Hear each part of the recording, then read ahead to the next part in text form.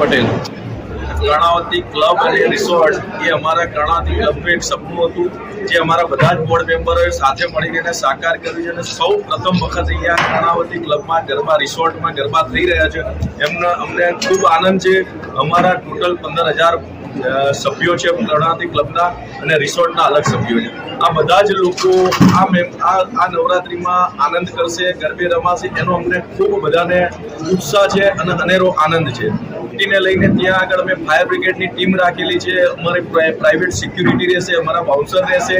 દૂરથી કોઈ પણ આવનાર લેડીઝ હોય કે જેન્ટ્સ હોય કોઈ જગ્યાએ હેરાન ના થાય તેની બધી જ અમે તકેદારી રાખેલ છે। અમે ડૉક્ટરની બી એક ટીમ સાથે રાખેલી છે કે કોઈને કંઈક એવું પ્રોબ્લેમ થાય તો તાત્કાલિક એને સારવાર મળી રહે।